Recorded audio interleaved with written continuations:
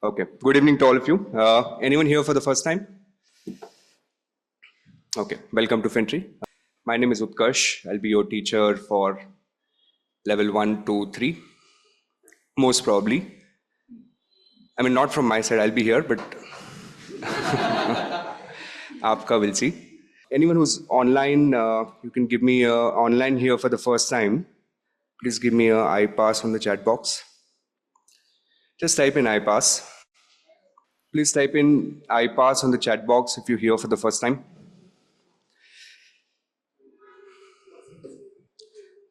Good morning, Abhiodun. I hope I'm pronouncing. Okay. So I generally like to start all my sessions with some practical assignment or most of the time it's a stock. I'll start with this particular stock for today and then we go to subject. Screener.in, those of you who do not know, a very handy, useful site researching Indian companies. And I'm studying this particular story of lately. Full disclosure, I built a tracking position. Tracking position means like a small position. And that's how generally I like to buy stocks. Buy small, then wait for a few months, see how things turn out, typically a few quarters, and then maybe buy a little bit more. So this particular story, of lately, I discovered it, I think, a week ago. I've been spending all my free time of lately just studying this. What is the story? These guys are simple. Okay, look at them. Should give you a good idea. These guys build cinemas, like a movie hall. Okay, that's the business. Now, what do you think about the business? A movie hall or a cinema, what do you think about it? How many of you think it's a good business? Give me a hand raise. Going forward. There's not even a single person in my class. How many of you think not a good business? Almost everyone in the class, right? And I know what you're thinking. Tell me. Netflix, Hotstar, right? Even then, I feel like this is a great business right now. I'll tell you why. These guys, even though on the face of it looks like they're a cinema company, the way I'm seeing these guys is, to me, they look like, by the way, please do not buy the stock based on what I'm saying right now. Some of you who've been attending my classes know that I tend to fall in love with a story. And my love typically lasts, depending on how strong the attraction, it will typically last like 7 days or 15 days and then it disappears. Right now I'm in that phase. But what I love about the story here is these guys have built roughly about 73 movie screens, cinemas. But not even a single one of those screens is actually sitting on their balance sheet. It's a extremely asset-light business. Can you think why? Because they do not build cinemas for themselves. They actually build cinemas on a franchisee model. Okay, that's what makes it really interesting. So imagine now, anyone from a tier 2 or tier 3 town here? Okay, which town? You from Modi ji? Acha, oh, मैं कहा भाई. You're from Odisha. Okay, which town?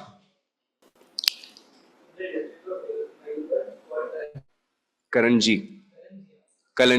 Okay. How large is the population in your town? 25,000. Is there a movie hall? Now it's shut down. Okay. So India, interestingly, compared to China or US, does not have movie halls at all. Okay. So for example, US has roughly about 35 to 40,000 movie halls, cinemas. China has about 60 or 1,000 cinemas. India has, believe it or not, only 10,000 cinemas. So there are stories that I have been researching of lately, and I heard the promoter saying there are towns in India where people travel 40, 50 kilometers one way just to go and see a movie, and then they come back, right? So it's a massively underpenetrated market. Now, what these gentlemen have figured out a way, very interesting. Both of them are from Gujarat region of our India. That region is known for its entrepreneur community of sorts. These guys have figured out that we can go and set up cinemas in smaller towns. Okay, maybe smaller towns in Bihar, smaller towns in Odisha. They have a few in Odisha now. And then, instead of building big movie halls like how PVR does in India, we will make smaller movie halls, right? With a sitting capacity of 60 people, 80 people. And we will not build it ourselves. We'll find a franchisee partner who will invest entire money, right? So the franchisee guy will bring in the real estate. The franchisee guy will bring in the capital to build the furniture. We will basically take contract to build that movie theater for them. And that's why I told you, it looks like a movie company, but it's actually a engineering company, EPC, right? Engineering, procurement, and construction. So, for example, let's say in your town you want to open a Connplex. Then you call up these guys. They will tell you, okay, get this specification of real estate on rent. You got the real estate. Then you will pay them roughly about 7 million Indian rupees per screen. If you open 3 screens, 7 million is, by the way, 70 lakhs, right? So if you open 3 screens, how much are you paying them? About 2.5 crore or kitna hota hai? 24 million. And roughly about 24 million is what you pay. Now, whatever cinema hall that they will build for you, and very interesting because they can set it up for you in 3 months, right? They have the whole SOP sorted. So within 3 months, your cinema is operational. After that, they will provide you the software, which will do all the ticketing. After that, all the movie sales that will happen, 20% of the movie sales will go to these guys in the form of royalty. So if you think about it, it's a phenomenal business because I'm not taking any risk whatsoever, right? Even building a cinema, who's taking the risk? The franchisee owner. And then all the ticket sales that happens, if they happen, fantastic, because I get 20%. If they do not happen, not my problem, right? Because I've already sold. Now, it's a really, really small company. It's just a 400 crore company at the moment, and these are extremely risky. I generally don't recommend anyone buying stocks in this category. This is called SME, small and medium enterprises. You put in your money, I won't be surprised if within a month that value is half. It has happened, it happens, right? So please do not buy. I'm giving you that disclaimer. But the idea is very simple. It's a very, very small company today. So if they execute well over a period of 4 or 5 years, they'll be able to make good money out of it, right? So that's the story. Hopefully you enjoyed this. Now let us start. Can anyone tell me which subject we're starting with today? Portfolio. Okay. Okay, let's start. Ready? Should we start? Why do cinema company pay no dividend? Atharva, it's a really new company. They started, they say they started in 2019, but I think most of their operations are just 2-3 years old. The promoters themselves are very, very new. So right now it makes no sense to, generally you would see dividends are being paid by larger companies with very stable profitability, not these type of companies. PVR is the largest cinema company in India, but they're loss making, right? Or at least they're not profitable for a long period of time, so they'll not pay dividends yet. Okay, but I'd like to start with the subject. Is everyone comfortable, ready to start? Okay.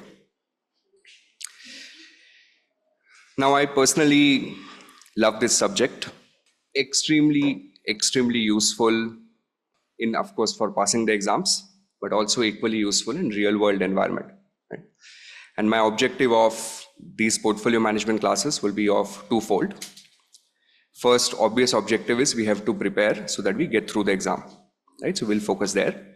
But second, I would like to incorporate as many real life examples as we can, so that after these sessions, at least for the rest of your life, you should not have difficulty in designing your own portfolios, right? If not anyone else, at least the fact that you're studying this, you should be able to design your own portfolios. Now, most of the time, in these portfolio management classes, you would see me appreciating just one gentleman. His name is Professor Harry Markowitz.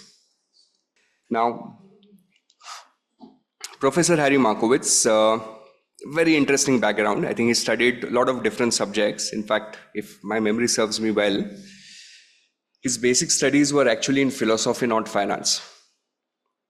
And after philosophy, he decided to study mathematics, I guess, then economics. And he kind of integrated a variety of different fields together into the theory that he built.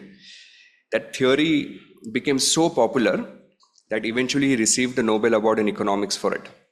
Right? So what work we'll be studying today, and which is done way back in 1958 or somewhere around that time. For this work, professor has received Nobel Award of Economics. So very influential, very interesting work. Now, what is the work about? So I'll show you an interesting website. And I think I always start my PM sessions here. There's this Google site, relatively less popular, called Ngram. Okay, what is the use of this site?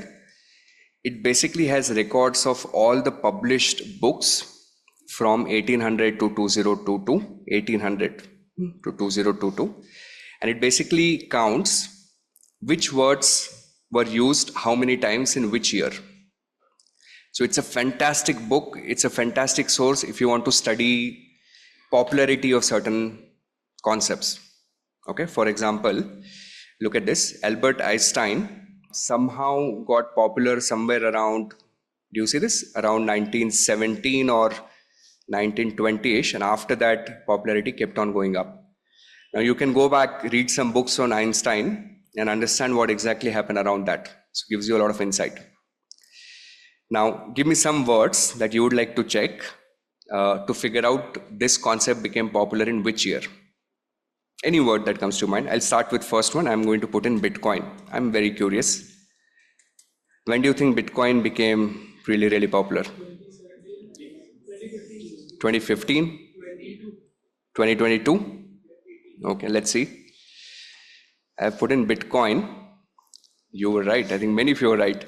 I think the popularity came after 2009, and look at how crazy that graph is, right? Just vertical, which means a lot of books have been written on Bitcoin after that. Give me something else. Okay, CFA, sure. Sure, why not? It's actually becoming less popular now. Very interesting. I had never done that, but I like this. Or maybe I don't. I don't know. Okay. What else? What else should we check? Charlie Munger, okay. The Bible, huh? Really? Herschel?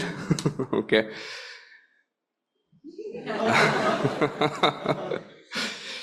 Wow, I wouldn't have believed if someone would have told me this. It used to be more popular, and somehow off lately it's picking up. Maybe not so much in the last 10 years, but yeah. Stock market, no, I think we can do trading. Should we do F&O? So should I put in futures or option or just F&O? But futures is let's do option contracts.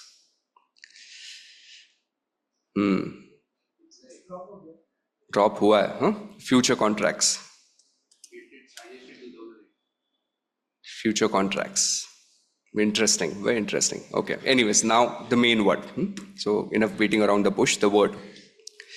The word for which Harry Markowitz received Nobel Award in economics, right? Because everything that we study in portfolio management is actually just one word. Okay, here we go. Here's the word. I think I'll have to use an American English here. There you go. The word is optimization. Okay, and at this moment, maybe it doesn't make sense to you, and that's okay. But when we start digging digging in deeper, this will make a lot more sense. Optimization. Okay, and let's see when did this kind of become popular. Which year is this? This is looks like it's around, I don't know, 1950s and maybe around 1960, right? So somewhere around between 1950 and 1960, 1960, it became popular. Now, Harry Markowitz wrote 2 research papers. Okay, maybe it's just a coincidence, or maybe he was a reason why that word became popular, because his entire research paper was about optimization, right? What was the main idea? The main focal point of Harry Markowitz's work was, which is where it gets super interesting. Who is this? An investor. And what does an investor want? Returns. Right? Everyone wants a multi-bagger. A lot of my friends, and this will happen to you, by the way, once you become CFA charter holders, FRM charter holders, whether you want it or not, you'd become de facto advisor for your friends and family. People will call and ask you, kya karna hai, what do I do, should I buy this, should I buy that? I have a few friends. One particular friend, every 3 months, 4 months, she'll send me a text, and her only thing, she'll never say, hi, what's happening? No. Her question will always be, koi multi-bagger idea hai kya? Do you have any multi-bagger ideas? So every investor wants return. What every investor does not want, tell me, is risk. Correct? Everyone wants to avoid risk. Everyone wants to get return. Unfortunately, we live in a world where it's impossible for you to generate significant returns without taking risk. You can have some return without taking risk. What is that return called? That's called RFR. Have you heard of this term? RFR stands for risk-free return. How do you earn risk-free return? By simply buying government bonds, right? So in India, if I quickly go to Reserve Bank of India website, Reserve Bank of India being the central bank of India, and if you look at this, all these government securities, government is right now offering you anywhere between 5 to 7%. Okay, so if you buy government bonds, then we can assume that these are risk-free. Why? Because government hopefully will not default. If you look at US, so in the US markets, if I go to the US Department of Treasury website, it will give me this treasury rate. So if you invest in the US right now, you will earn somewhere between 3.5 to 4.5%. So which means this is called the risk-free rate of return in which market? US market. Okay. However, if you want to earn anything more than that, you have to take risk. So you have to have some amount of risk, you have to have some amount of return. Now, every investor would want to do what? Minimize the risk and maximize the return. But if you decide, imagine you're sitting with your client and client says, zero risk, no risk wanted. You'll say, okay, fine, then go and put all your money in government bonds. But then the client says, no, itna bhi nahi, I'll take a little bit of risk, right? So let's give that risk a number for simplicity. Now in these classes, we'll be measuring risk with a number called sigma. Sigma stands for standard deviation, also called volatility. So you'll hear me using the same term multiple times. I'll at times call it sigma, at times I'll call it standard deviation, at times I'll call it volatility. Let's say a client says, okay, in a simple language, I'm okay to take risk of 2 standard deviation. What does it mean? We'll see later on. Now, what do you want to do?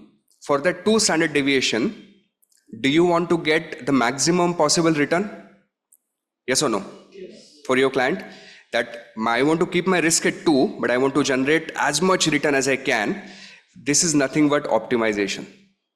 You're optimizing the return for a given level of risk. Some other clients will say, you know what, I'm okay to take a little extra risk. I'm young, I can still make money. I have 30 years of career ahead of me. So I will take a risk of 5. You would say, fine. Then for a risk of 5, let me build a portfolio for you. जिससे आपका, you will be able to make a significant return. Again, what you're trying to do is you're trying to optimize. Is everyone comfortable on this? Okay. Now, here's something interesting for your, is a thought process. Imagine we have 2 assets with us today. Let's say A is an extremely risky asset. B, also very risky asset. What I'm going to do is I'm going to combine A and B together and build a portfolio. Okay, A is very risky, B is also equally risky. Now, what can I say about risk of A plus B? Will it be extremely high risk or will it be low risk or will it be moderate risk? Let's say A is the riskiest asset in the world. And let's say B is the second riskiest asset in the world. So now I've combined A and B together. What do you think about risk? Do you think, let me give you 3 options. Let's say a very high risk. You would say moderate risk. You would say very low risk. Let's call it A, B, and C. I'm going to do a show of hand. On the chat box, you just need to type in what your answer is, okay? Each one of you. I want everyone to participate. How many of you think it's A? How many of you think my resultant portfolio will be a very high risk portfolio? Each one of you have to answer. Kaustubh, you yawn again. I'm going to make you a, क्या बनाएंगे इसको, मुर्गा? How many of you think it's B? How many of you think it's C? Okay, the answer is D. Depends.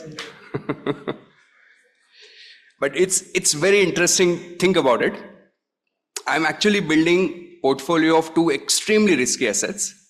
But believe it or not, I can actually take 2 risky assets, combine them together, and the risk of the portfolio, if I want, I can design it in such a way that risk of the portfolio can be very low.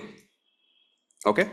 Why is that? Because there is a third element that comes into play, which is the relationship of A and B with each other. Imagine a situation where B, being so risky, fell down dramatically, but the relationship between the 2 is some sort of negative relationship, which means whenever B falls,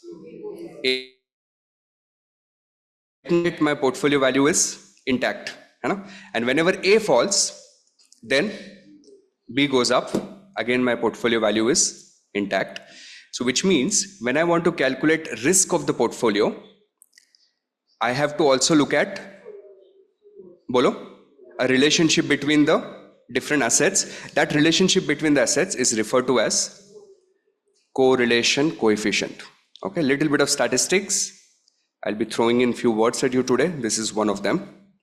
We've done 2 terms so far. One is risk of the asset, which is calculated with standard deviation or sigma, and correlation, which is nothing but relationship of 2 assets with each other. Okay. Now, let's say this is my portfolio right now. My portfolio is made of these different assets. Okay, I have some stocks, bonds, gold here, I have bitcoins. What else? I have collectibles, arts, I have all type of assets. Now, I'm considering whether I should add this new asset to my portfolio. Okay. If I want to add this new asset to my portfolio, tell me what characteristics of this new asset should I evaluate? Think about it. Okay. Risk of the new asset. What else? Return? Q lena hai, because I want to maximize the return, minimize the risk. That's always the objective. What else should I see? Okay, I should see the returns, right? Risk means we have already discussed. Risk means volatility or standard deviation or sigma. Same concept, just different words. What else should I see? Okay, correlation. What else should I see? So let's say if I tell you that risk is low, return is good, correlation is okay, should I add that to the portfolio? If we know that risk is okay of the new asset, okay, fantastic returns, okay correlation, okay means moderate, do you think I should add that red asset to the blue portfolio? Should not be looked at in isolation means what? You should consider the risk and return in accordance with the portfolio, not just the price. Can you please repeat that for me on the mic? Listen to her carefully, she's got the answer. When you look at a new asset that you want to add into your portfolio, you're not supposed to look at the asset in isolation and like not just look at its return and risk. You are supposed to look that in accordance with your portfolio. Did you understand what she said? Yes? So then what should I look at? Correlation? ये इनको नहीं समझ में आया, वापस समझाओ. She'll explain again. How the risk and return gets changed when you look at it in a portfolio perspective. You just still have to look at the risk and return, but from a portfolio perspective, like how it matches with the other assets in your portfolio. I want you to say something before and after. Yeah. What happens before you add the asset in your portfolio and what happens after you add the asset in your portfolio? There you go, spot on, right? So the idea is very simple. If I just look at the characteristics of the red asset, it wouldn't cut out. What I need to do is, I need to say, okay, before I decide to add the red portfolio, okay, before, what was my return and what was my risk? And once I decide to add that red asset to the portfolio, which is an after scenario, so in after, what is my return and what is my risk? If there is a risk return improvement after adding that asset, then of course I should add. If it's not improving, then I should not add. This is referred to as a portfolio perspective. This is very important because 99%, I would say 99.99% retail investors don't do that. When was the last time? How many of you buy stocks here? Can you give me a hand raise? Okay. Which was the last stock you bought?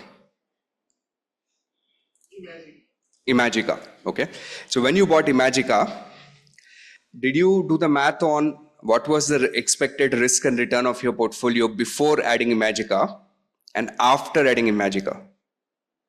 No, because my size is irrelevant. See, okay, so his answer was no because my size is irrelevant. See, rule number one, amount in your portfolio does not matter. You do assess the risk. What could go wrong? No, my question was, did you do before and after analysis? Of course, no. But no one does that, right? No one really does that. But that's what Harry Markowitz proposed. Harry Markowitz said, don't look at an asset in isolation. Don't say it's a good stock or a bad stock. It can be a good stock or a bad stock to your portfolio. So you have to always see from the portfolio perspective. So this is the core contribution of Harry Markowitz, right? Of course, the mathematics we'll see later on. Soumya is asking, how can I do that? Soumya, I'll show you. Just keep on attending next 2-3 classes and you would be able to do it yourself. I generally do all these classes on Excel, portfolio management. So I'll be showing you the whole stack, step by step. Okay, we'll start the Excel part next class onwards. Okay, so far is everyone with me on this? Okay, good. Now let's do a little bit of mathematics. Let's say I have two stocks with me, A and B. Okay, let's give them name. Let's call them HDFC Bank. Which other stock would you like to buy? Let's buy some global stock. Any other global stock? Do you want to buy Nvidia? No. No one wants to buy Nvidia.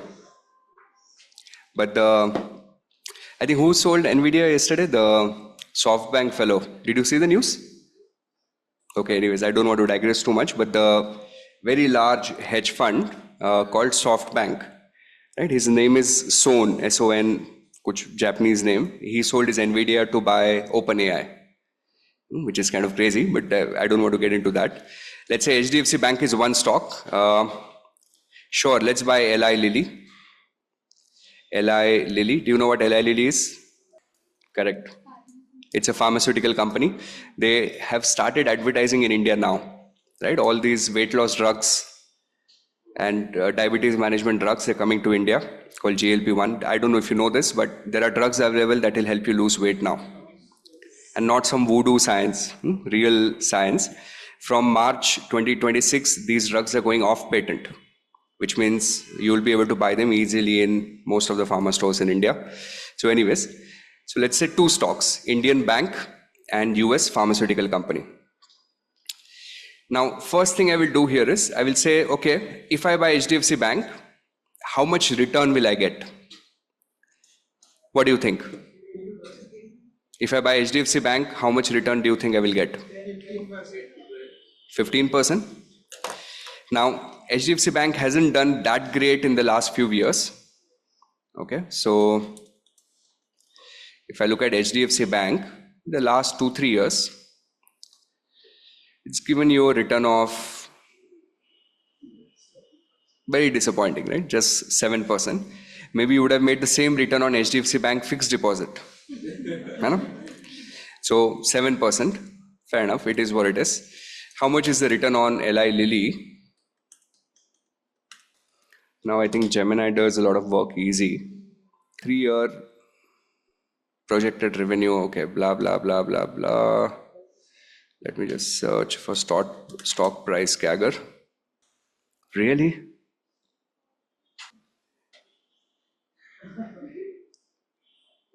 Yeah, I mean, that's correct. I thought this was making some mistake, but the stock has actually become 2.5 times in 3 years. It's insane, huh? So this stock has given you a return of 64%. Of course, are these past returns or future returns? Past returns. When I do this exercise in a real world environment, I will not use past returns. I will use expected return. How will I get that? That we will learn in equity classes. Okay, but let's assume that we have this. Now, let's build the portfolio. Now, how much money do you want to put? And this is a great question. Let's say we are going to allocate 70% in one stock and 30% in one stock. Okay.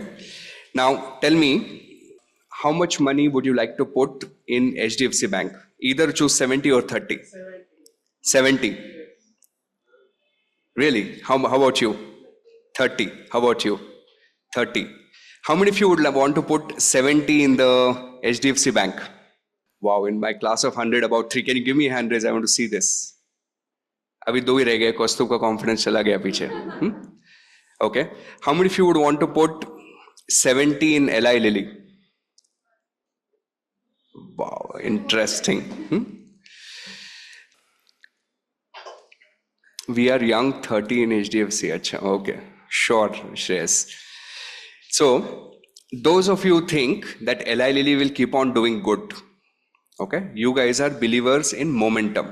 So what you believe is, you believe that something that's worked well in the past will keep on working well in the future.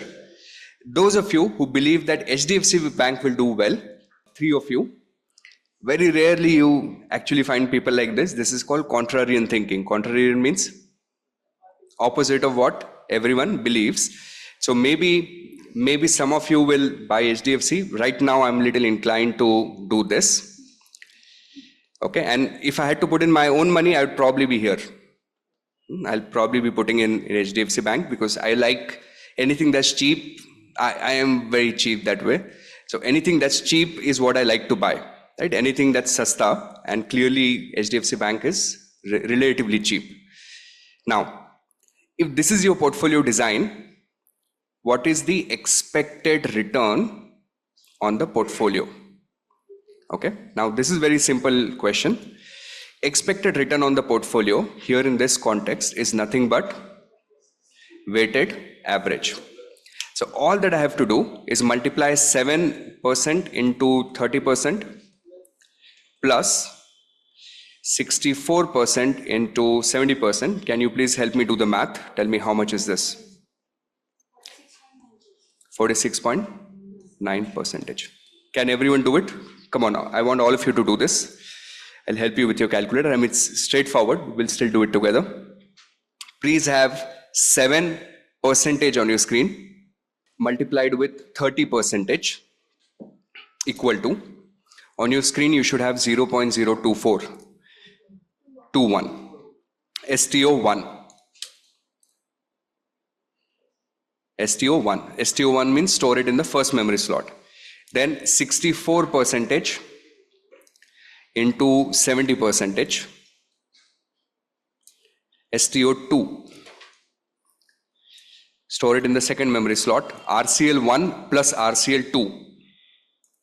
If there's anyone who doesn't have a calculator, please take help of someone sitting next to you. If the person sitting next to you doesn't have a calculator, go and sit somewhere else. Okay. Is everyone getting this? All right. Now this is easy. Online, can you please give me I pass, I struggle on this so that I can move forward? Okay, fantastic. Now let's talk about risk. So again, HDFC Bank and LI Lilly. Let's calculate their standard deviation. Let's see if Gemini can help us with this. HDFC Bank, stock price. Of course, in practice, you can do all this calculation yourself, so you retain accuracy. No, these are so dispersed number. One is 58, one is 6. It kind of doesn't make any sense whatsoever. Let's see. Maybe this side has some detail. Okay, it has a standard deviation of 5.67. Okay, so I'll assume HDFC Bank has a standard deviation of, let's assume 6%. Let's look for LI Lilly. LI Lilly has a standard deviation of 32.3%. No, Shilpa, we're keeping the calculation easy at the moment. This is not for an Indian or a US investor, it's just global for everyone. How much money have you put in HDFC? 30%. How much in LI? 70%. Now, there is one small piece that's pending. Okay. The piece would be, what is the correlation of HDFC Bank with LI Lilly? Okay, now very unlikely, but I'm just going to take a wild shot. Maybe Gemini can help me. Please stock price, and HDFC Bank might have a ADR in the US. So let's see if we can get something. Very unlikely. There is generally low to no significant correlation between the two because they're operating in different markets. That's true. But of course, US and Indian markets are somewhat connected. So let me make some assumption. Let's say correlation is 0.2.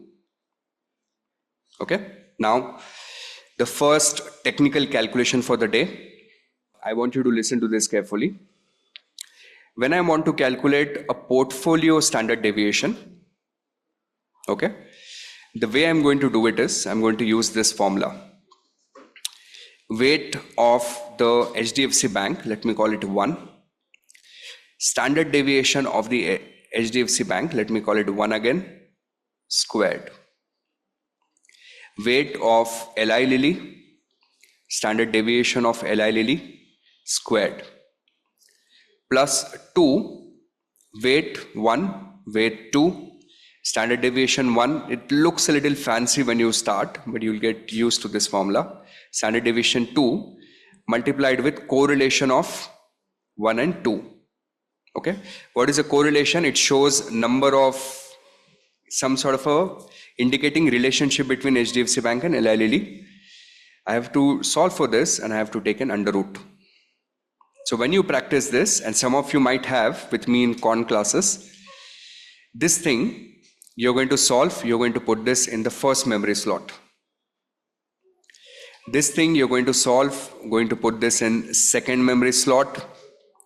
This thing you're going to solve, put this in third memory slot. Add up the three numbers, take an under root. Let me help you with this one. Let's do it together. First question, we'll solve it together. I want each one of you to do this with me. Stop what you're doing. Let's do it together. On your screen, everyone, I want you to have 30% into 6% equal to. So you should have 0.018 x square the number. Once you've squared it, STO1, put that in the first memory slot. Okay, in this fashion, we're going to build 3 memory slots. Let's do the second one. 70 percentage multiplied with 32% equal to x square. How much? 0.050. STO2, second memory slot. Are you able to do it? Okay, okay, good. Then last term, 2 multiplied with 30% multiplied with 70% multiplied with 6% multiplied with 32% multiplied with 0.2 equal to how much? 0.0016 STO3. We park this in the third memory slot. And now it's simple. RCL1 plus RCL2 plus RCL3 equal to under root 0.228. So that 22.8% is the standard deviation of the portfolio. Classroom, can you give me a hand raise on how many of you are struggling to solve this? Assuming you know how to do the calculator, you've done level 0. How many of you are struggling to solve this? Okay, fantastic. That's a good news. Online, can you give me an I pass or I struggle on this one, please?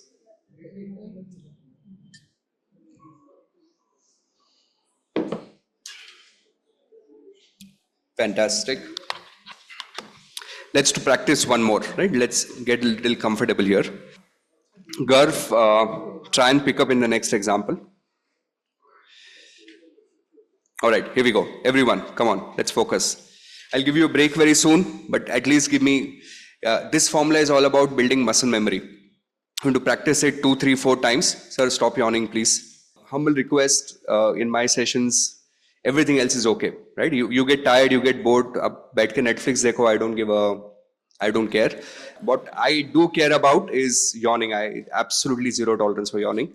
I feel it's very disrespectful for people sitting around you, right? Because you're just spoiling my class environment. So please no yawning in the sessions. All right, here we go. Let's pick 2 stocks. Let me pick the top 2 in my portfolio right now. I really love this business called Saregama. Okay, big fan. I have a sizable allocation. I hope it works out well. I'm simply betting on one simple thesis, and I can do tests, and I love to do it all the time. How many of you have Spotify Premium at the moment? Right, and I do this poll every 3 months in the class. Kabhi excitement mein every week also.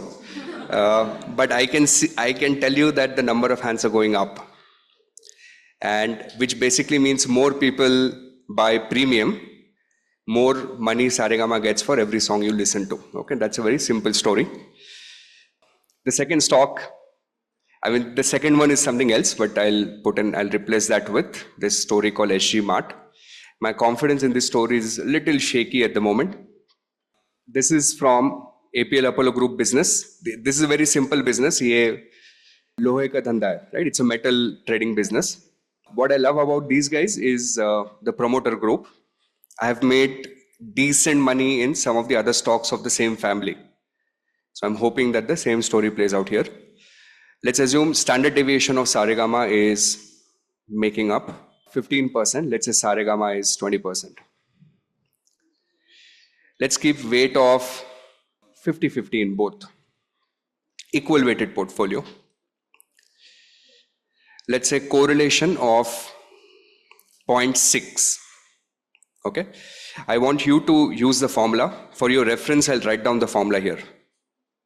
Weight 1 sigma 1 square, weight 2 sigma 2 square, 2 weight. If you want to know what is the derivation of the formula, you can ask, I'll explain. Anything logical question, conceptual question, feel free to ask, but let's practice this first. Maybe the next example, we should add little gold to our portfolio.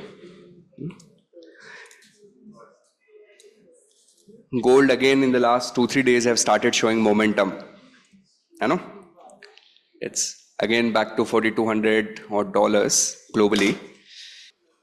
I'm pretty sure if the momentum keeps up, then all subsequent out classes will have a lot of discussion on gold.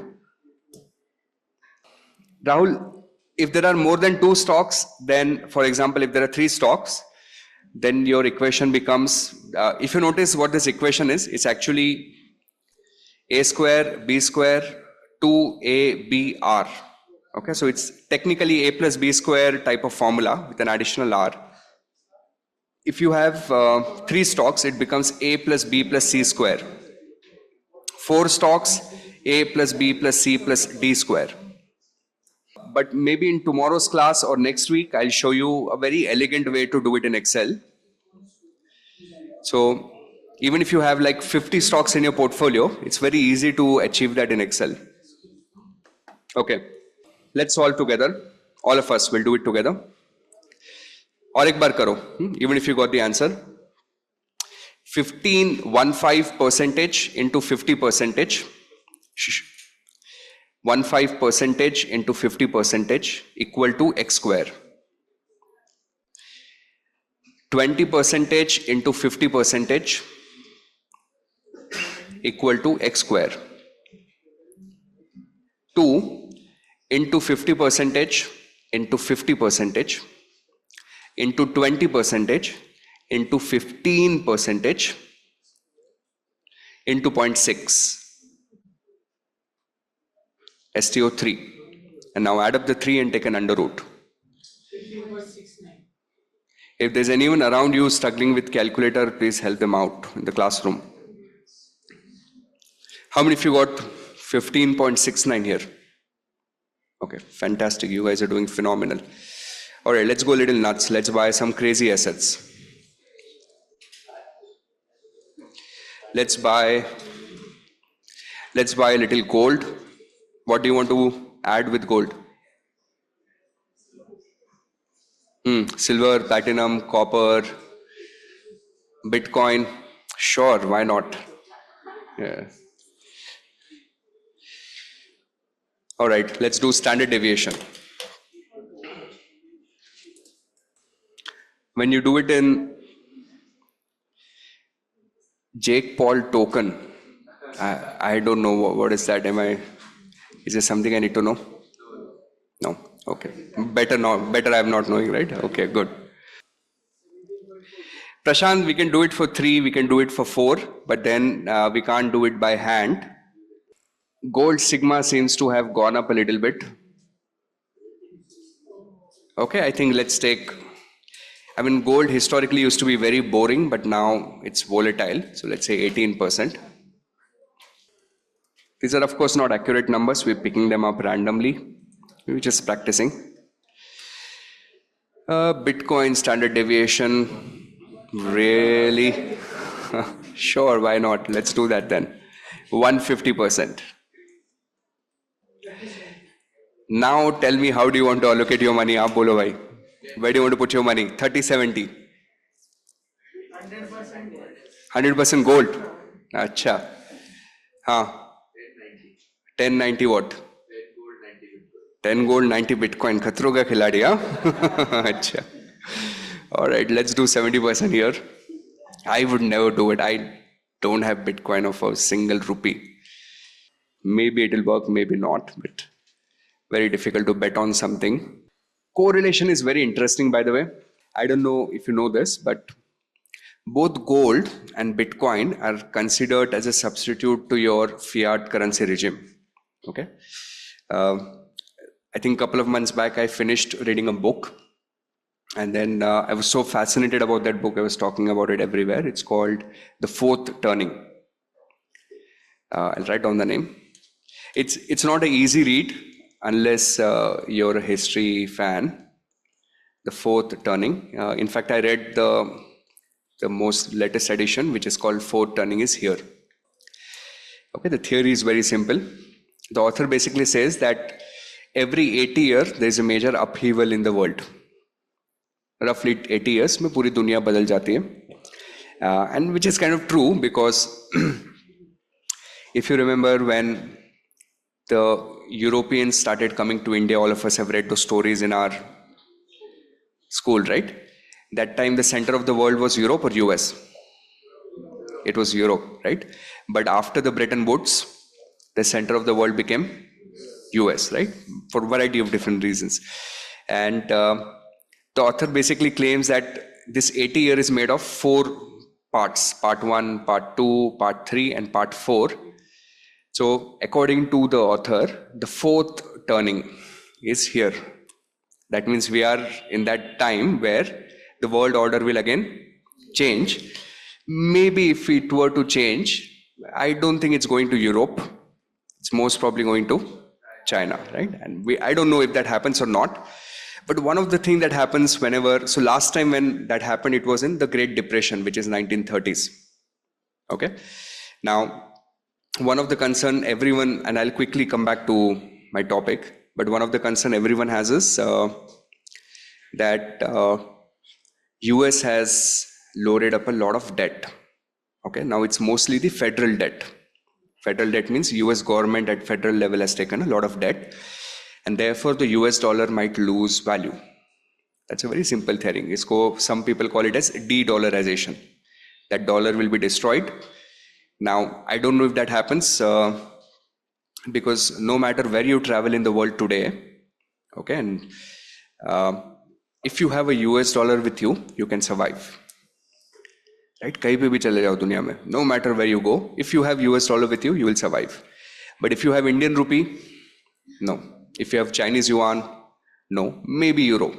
Okay, so we don't know if that happens. But if that happens, then people will start looking at alternate currencies.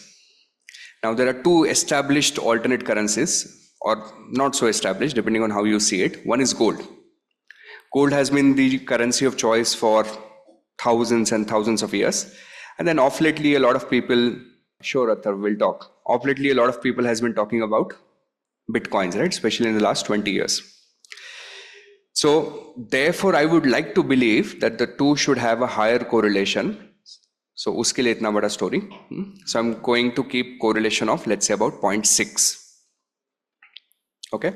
Now, based on this information, quickly run the maths and figure out what should be the portfolio standard deviation.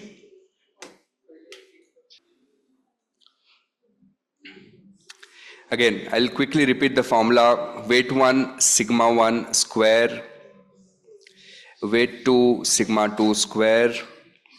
2, weight 1, weight 2, sigma 1, sigma 2, correlation coefficient under root. So portfolio standard deviation is 108.32%. Is it high? Of course, it's crazy high. You know what it basically means? Generally, we measure risk. Okay, and I'll give you a very easy way to think. We measure risk in how to think of that 108 number. Okay. So we call something as 1 sigma event. 1 sigma event means जो बार-बार हो सकता है, which can happen very frequently. 2 sigma events is rare but happens. A 3 sigma event means catastrophic. Okay, very rarely will happen, once in 10 million times. So 1 sigma event means you will lose 1 sigma worth of returns.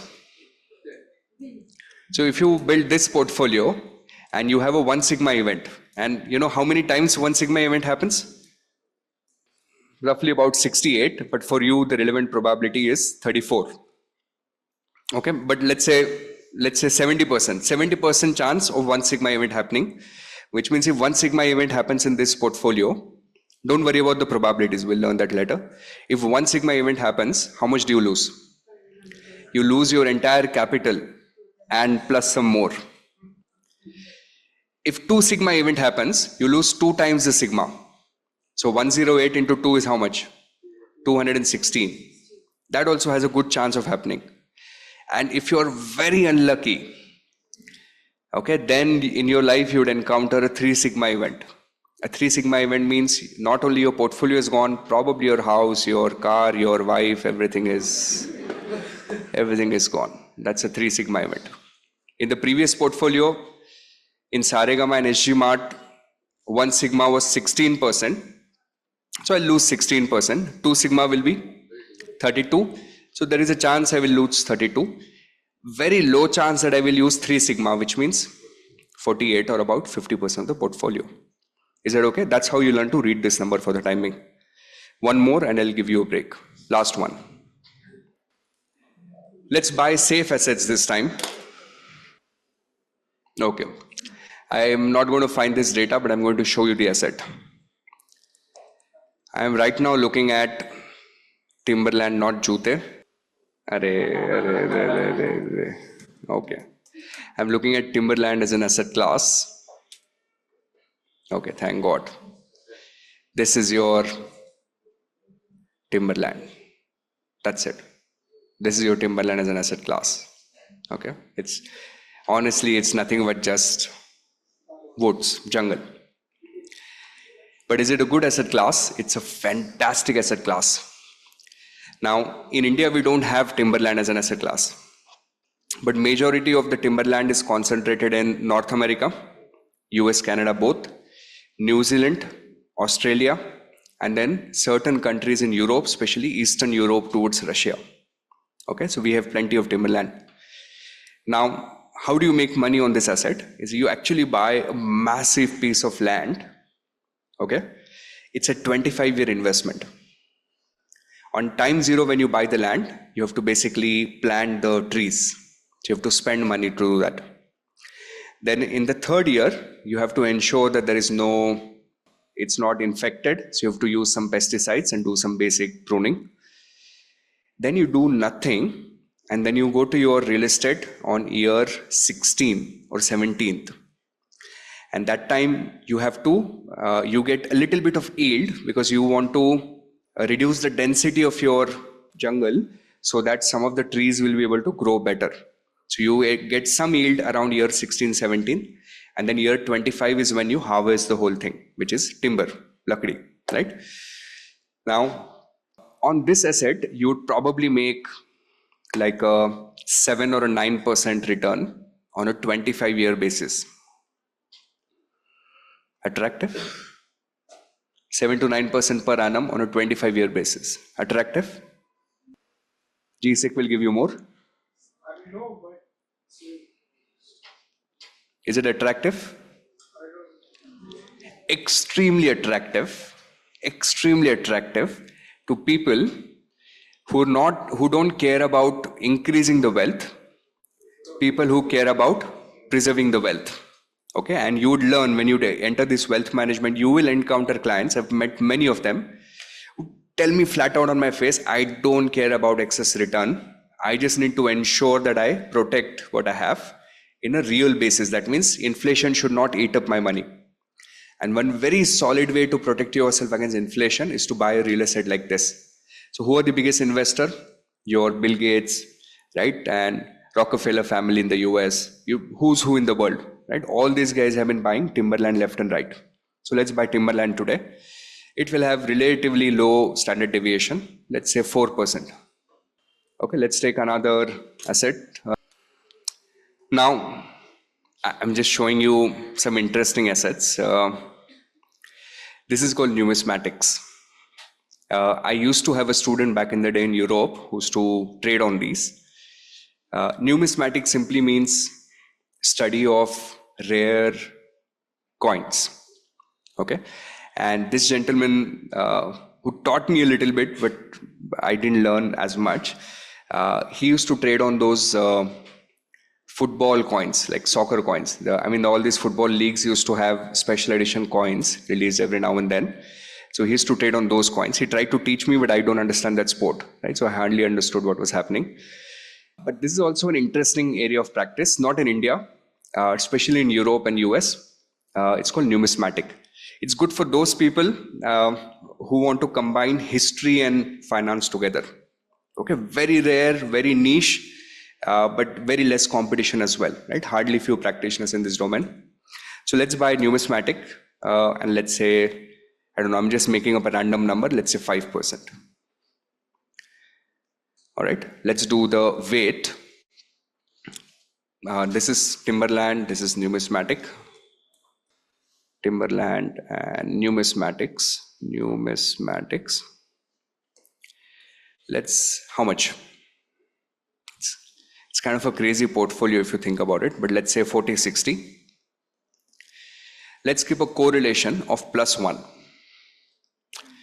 Please calculate standard deviation of the portfolio. Let's see who does first. You're competing with me. Let's see who does it first.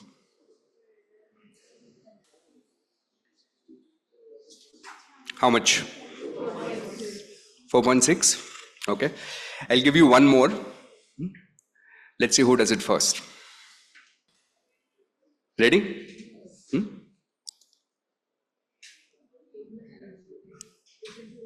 How much? That's correct. Correlation becomes -1 and the answer becomes 1.4. Correct. What I'm doing here is simply using a shortcut. Okay. What is a shortcut? When correlation is +1, I can actually do a simple A plus B formula. Weight 1 sigma 1 square, that last R term becomes just a 1, right? So A plus B means what? I'm just multiplying these two. 4 into 40% is 1.6, 5 into 60%, 3. When I add 1.6 and 3, how much do I get? 4.6. And when I take the difference of the two, how much do I get? 1.4. So I can do the shortcut only in two scenarios, when correlation is equal to +1 or correlation is equal to -1. When it is -1, I can use a shortcut of A minus B or B minus A, doesn't matter. And here I will use a shortcut of A plus B. So I'm doing 6, 3 plus 1.6, 3 minus 1.6. Is everyone okay with this? Okay, good. Omkar, yes, correlation of -1 and correlation of +1. I can take some doubts. We have 3 minutes.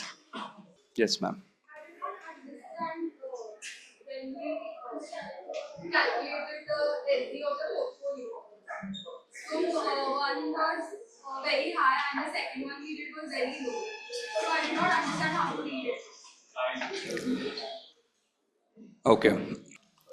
How to read standard deviation? That's the question, right? Sure. So, let's assume you bought some. Which asset do you like the most? Which asset class? Real estate. Fine. Let's assume that you buy a real estate office. Okay, a physical office. Now, every year you expect to make about 10% return on that asset. Let's assume standard deviation for simplicity is 15%. So one sigma event would be something like, one sigma event would be somewhat similar to, let's say, companies shutting down in your area. Okay, so there is a company shut down in the area in which you have office. So therefore, your returns will become 10 minus 15%. So one sigma event means you lose out 1 sigma, so you lose out 15%. A 2 sigma event is a little more rare. Let's say that You bought a nice office, and from the windows or from the balcony, you could see a beautiful garden. But your local government came and they said, कल से यहाँ पे हम लोग from tomorrow onwards will build a sewage treatment plant, कचरा वाला. So from garden to kachra, from garden to garbage, your portfolio might lose value by 2 sigmas. So then your return this year will be 10% minus 30%. That's called a 2 sigma event. A 3 sigma event would be that, let's say, you received a legal notice, okay, that you cannot, this is not your real estate, and that happens in India all the time. Government owns it or someone else owns it. So now your return will be 10 minus 45%. And a 4 sigma event, you're very, very unlucky. You bought the building, there was an earthquake, building collapsed. So now your return will be 10% minus 60%. That's it. That's how you want to learn to read sigma. Okay, now, what is the probability of a 1 sigma event happening? That you find out from certain probability distributions, which we will learn in the quant classes. Have you attended quant sessions? Yes. So under certain distribution, we know, if you know Hathi Ghoda Chua, those are the probabilities of these events. Okay, for the timing, just think of sigma as some level of risk, and when it's against you, you lose that much of money. So you might lose 1 sigma, 2 sigma, 3 sigma, depending on the severity of the event. That's it. And there you go. My timer is over. Anurag, you're correct. Standard deviation can never be negative. Abhyudun, does it make sense now? Meaning of standard deviation? Krish, what do you think about Loris? Okay, no more stocks, please. No more stocks. Bhupati says FRM example. I don't know what that means. All right. Okay. Good. No. Ketan Kumar, the way I've written this. Correct. So, okay, fair enough. If you invest 100, okay, in a normal situation, you will expect to make 10 rupees. But here you will end up making minus 5 rupees, minus 20 rupees, or minus $20, and this will be minus $35, and this will be minus $50. So you lose that much money this year. Sigmas are never helpful, right? I mean, most of the cases, they're not helpful. Should we go a step higher? Okay.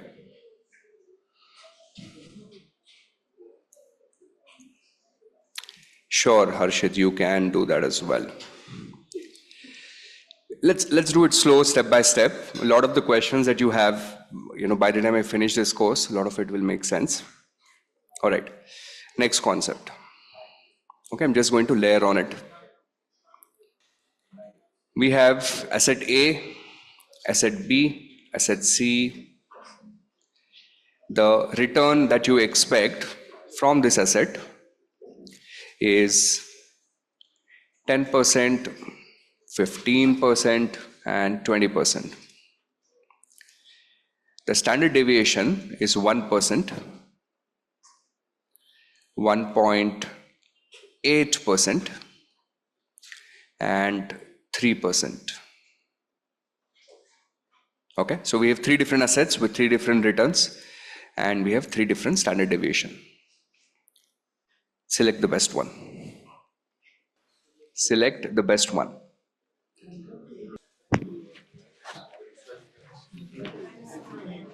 A. You think it's A? Okay. What's the logic for A? Sir, risk reward ratio, if we see then standard deviation by mean, we get that A has an. Okay, fair enough.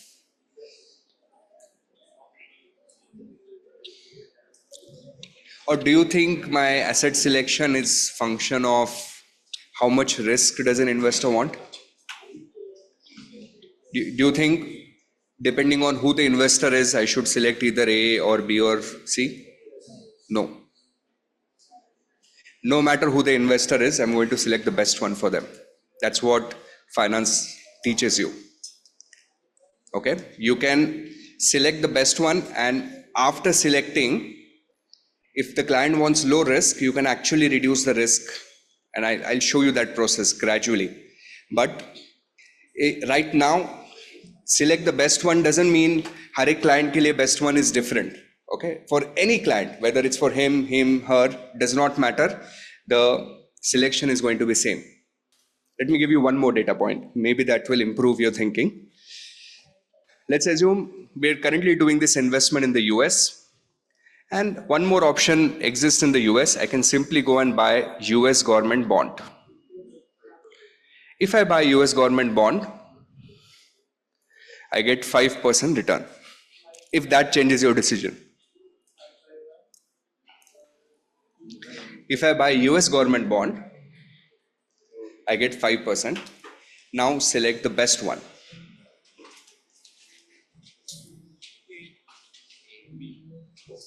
I'll be very impressed if you get this right.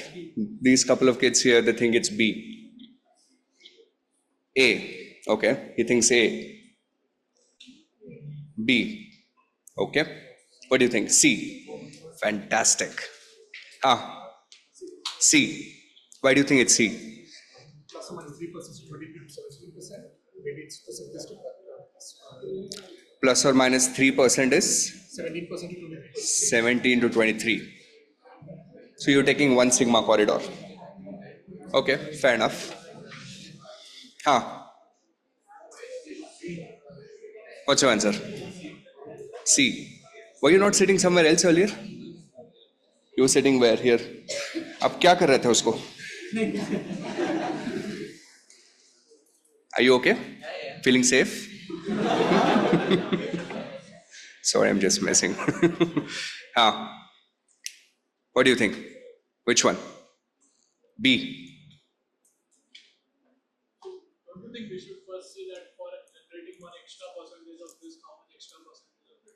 No, don't ask me. Just tell me. We need to apply Sharpe ratio here. You need Sharpe ratio? I don't know if I'm correct or not, but maybe we can apply Sharpe ratio. So sure, do it and tell me which one.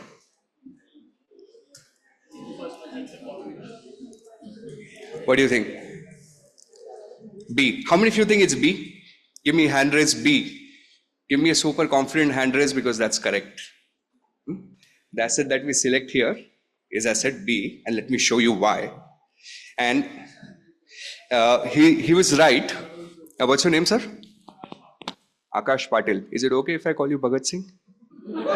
Look at him. I mean, he is like, when he came into the class, मेरे को लगा भगत सिंह कुछ लाए तो नहीं हूँ साथ में. Okay, so he was right. What we need to do here is we need to calculate the Sharpe ratio. That E is not to be pronounced. It's just Sharpe ratio. It's actually based on name of a professor called William Sharpe. So he built the ratio, so we call it as a Sharpe ratio. Now, what is the logic? Okay, very solid logic.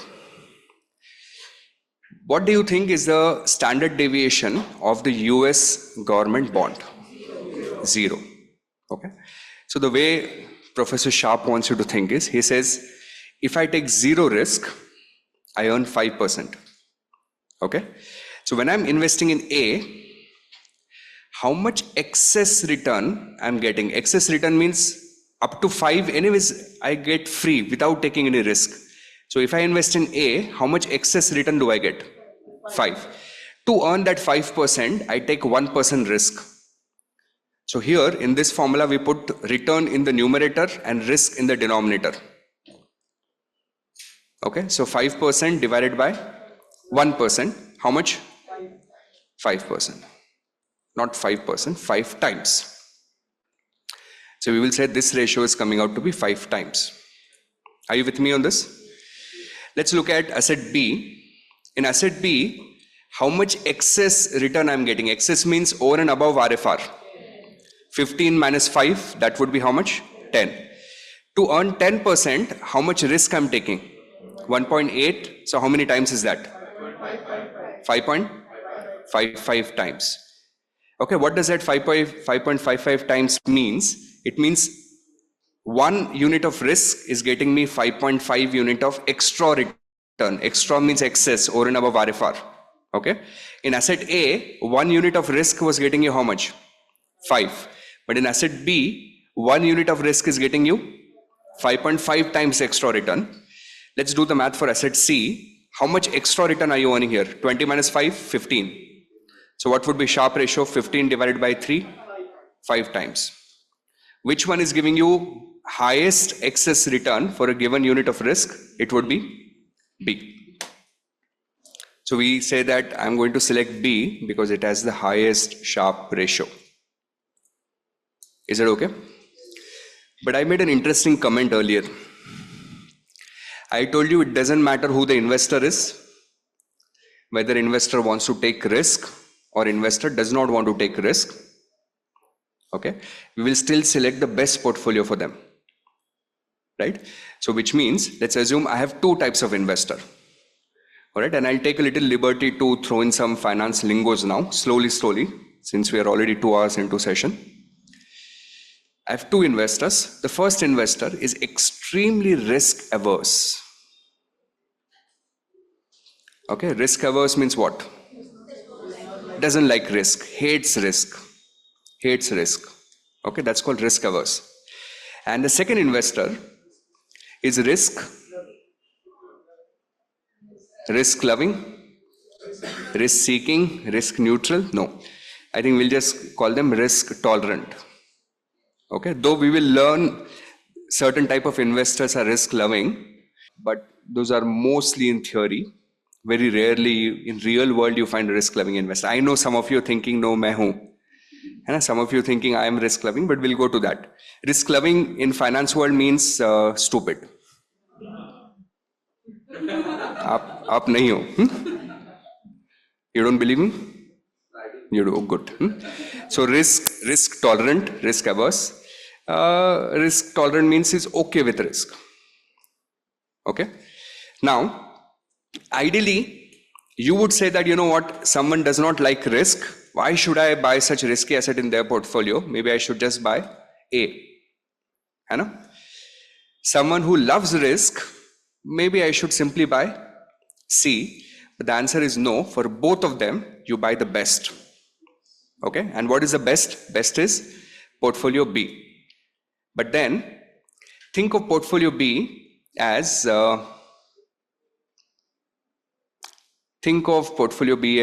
I'm just thinking, let's say some sort of a masala that you want to add in your curry. Okay, so when I want to do, okay, I think I have a better option. Think of B as a espresso shot. All right, so you've kind of taken coffee, you've just extracted the concoction out of it. You had 3 choices, whether you want coffee beans A, coffee beans B, coffee beans C. You decided I will take the best coffee beans available. So best ones were which one? B. So these are your espresso shots here. Now let's assume this client wants to take a lot of risk. So you don't dilute much, you maybe just add a little bit of water to it, right? So create an Americano for them. This client does not like risk. So then what you do is you add a lot of milk to them.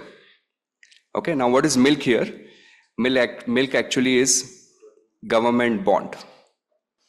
Okay, so which means for every investor in the world, when you want to design portfolio, okay, you're going to design the portfolio based on construct of 2 assets. A risky asset plus a RFR asset. RFR asset means what? A government bond, right? Risk-free asset. And risky asset means what? So we had to select between A, B and C. In practice, we do the selection independently. We don't look at characteristics of A, B, C and then we decide, okay, my client maybe should have A or B. The way we design the portfolio is, we say that, okay, my client irrespective of what their risk aversion is, I'm going to select the best one for them, which is B. If my client wants a very large risk, I will reduce the quantity of milk. Okay, so this is your coffee shot.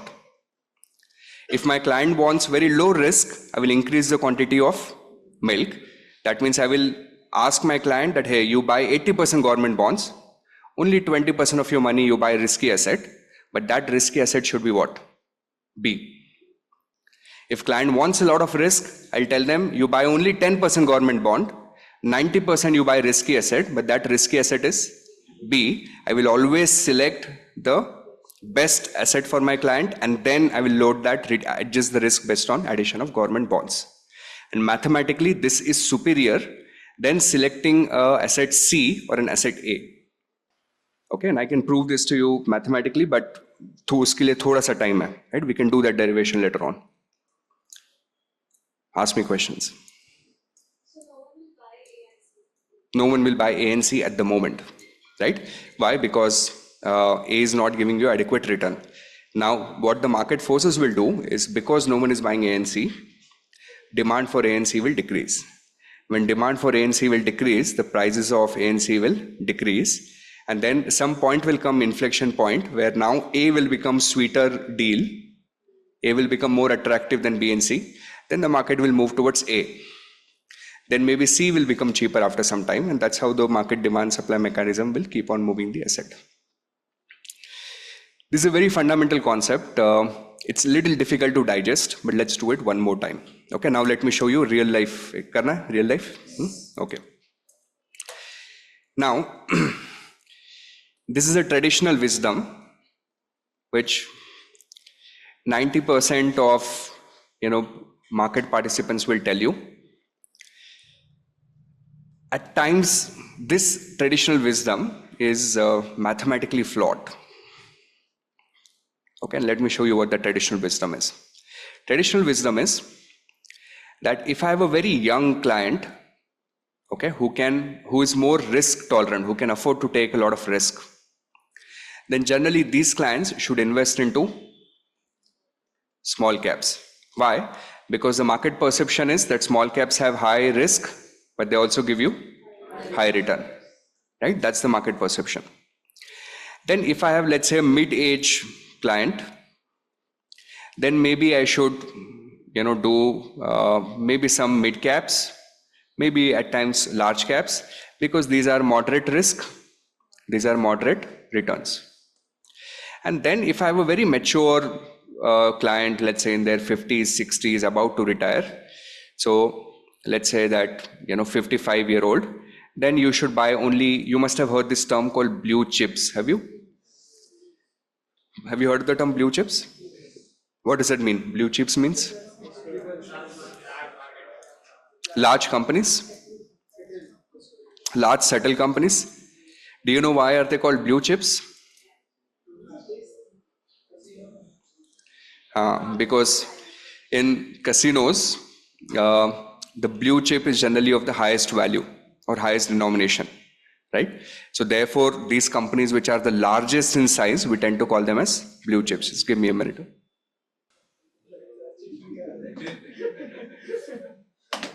Chips चाहिए आपको?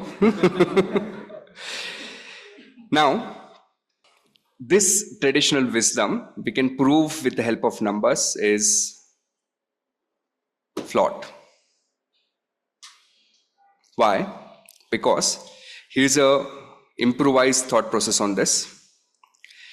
Out of small cap, mid cap, blue chips, large cap, I will just go and select which is the best portfolio out of them purely mathematically.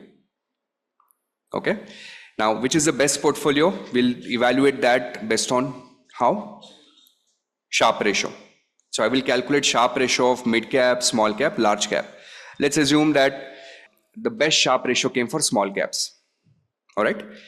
Now, small caps have high risk, they have high returns.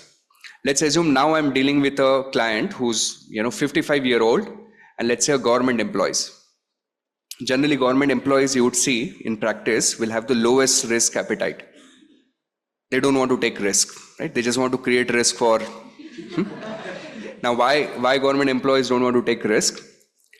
Because anyone who earns money through long employment history, नौकरी करके जब wealth बनती है, right? You generate wealth with a job.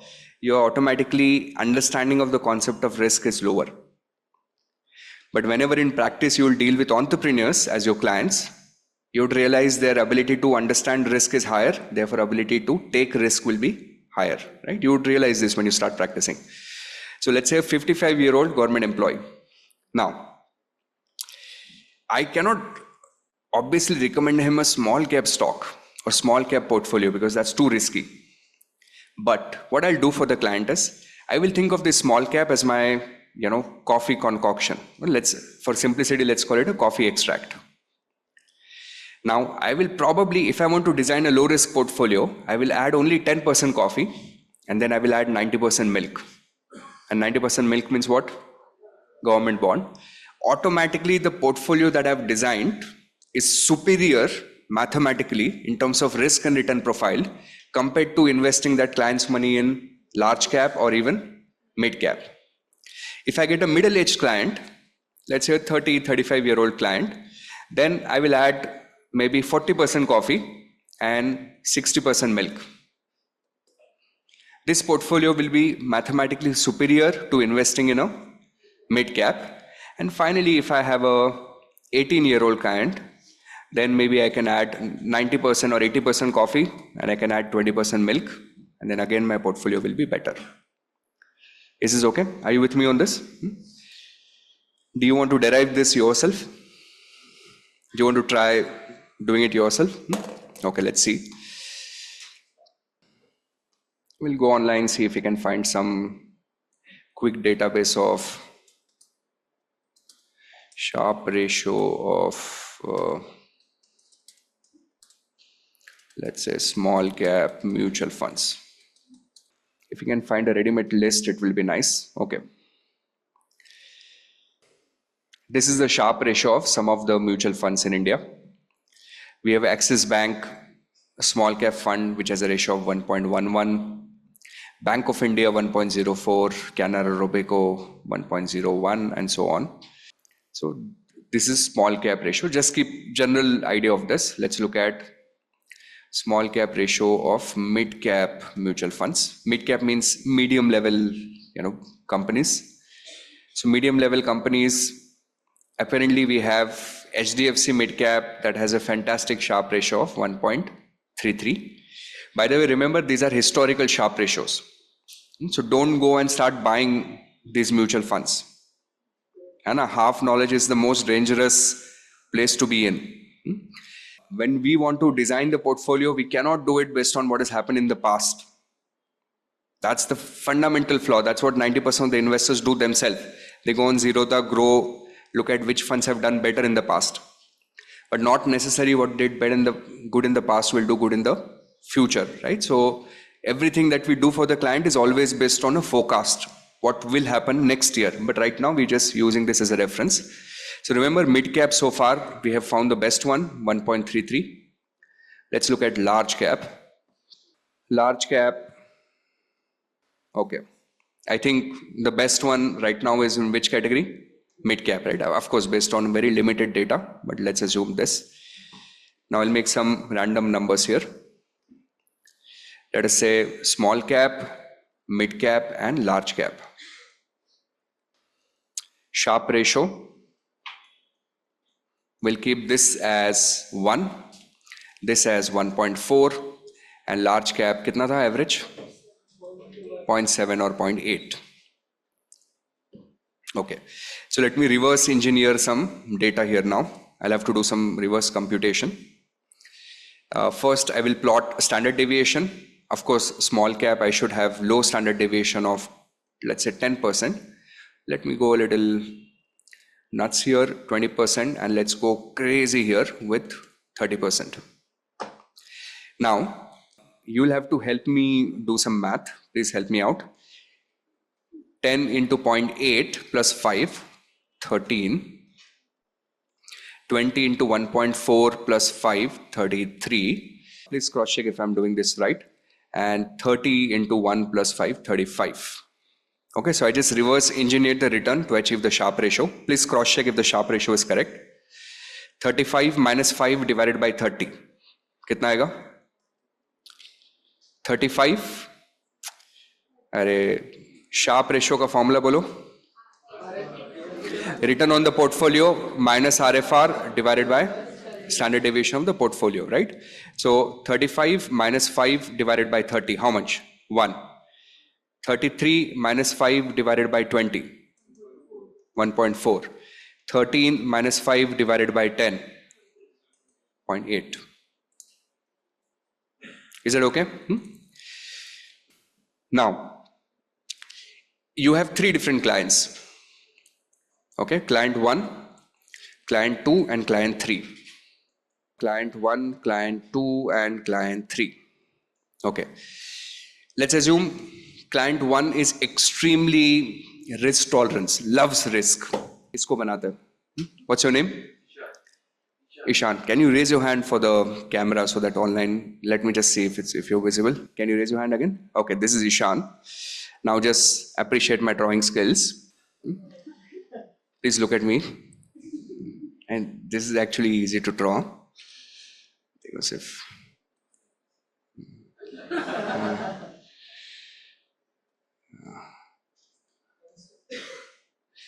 हाँ इसके थोड़ी body भी बनाता है ये भाई है ना खुश हो जाएगा थोड़ा ये बस और ज़्यादा नहीं करता हूँ फिर कुछ गलत ना बन जाए है ना alright so this is my client 1 let's assume this client has a crazy risk appetite so he says you know what I want risk off okay he's going to the portfolio manager he's not saying I want return off he's saying I want risk off 30%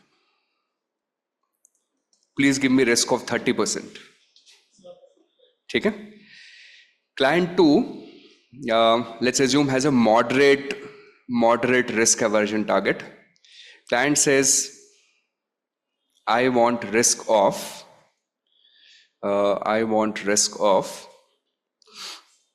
18%. 18%. ठीक है? Client 3 says, I am very risk averse. I will be okay with maximum risk of 10%. Okay, so we have 3 clients, client 1, 2, 3. Now, for client 1 who wants a risk of 30%, what will you recommend? Small cap, mid cap, or large cap? Listen, the client wants risk of 30%. अरे अब सुन नहीं रहे हो क्या मैं क्या बोल रहा हूँ? Client wants risk of 30%. Come on, wake up everyone. Are you sleeping? Client wants risk of 30%. What will you recommend? Mid cap? That's correct. Even though the client wants risk of 30%, we will tell our client, okay, buy mid cap. Second client wants risk of 18%. Now, second one, which one will you recommend? Mid cap.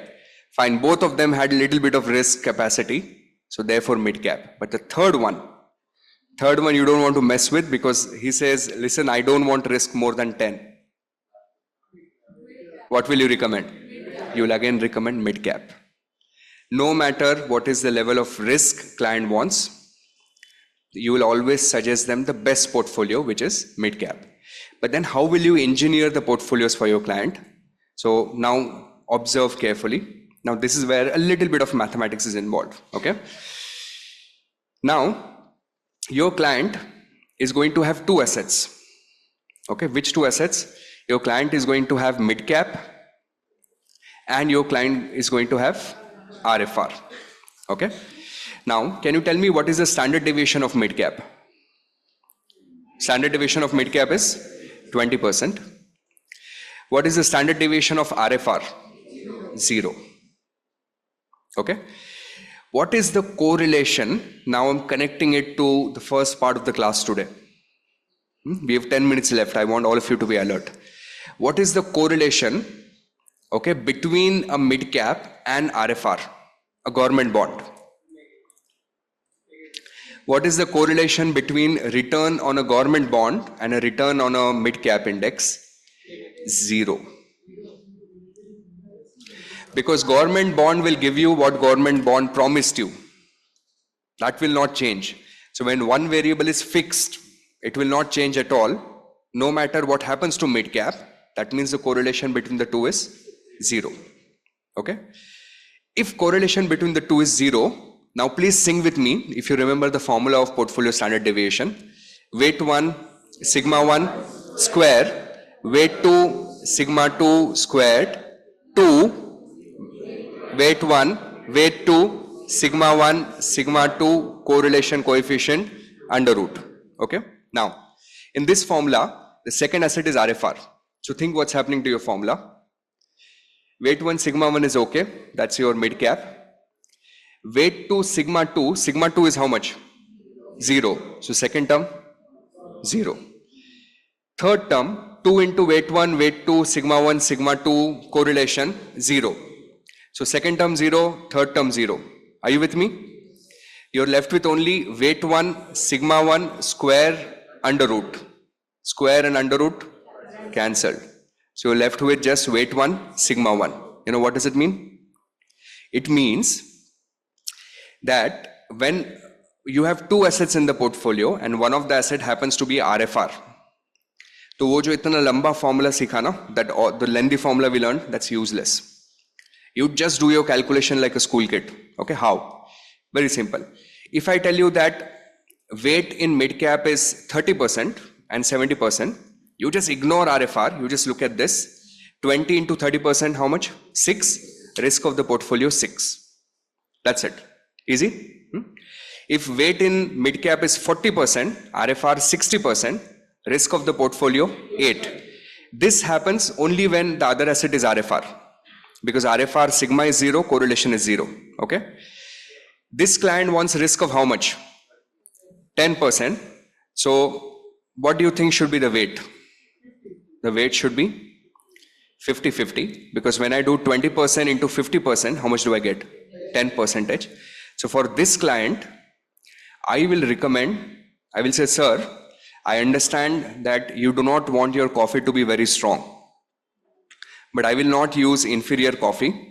I will use the best coffee for you, but we will add half quantity of milk, right? We'll add a lot of milk. So 50% mid-cap, 50% RFR.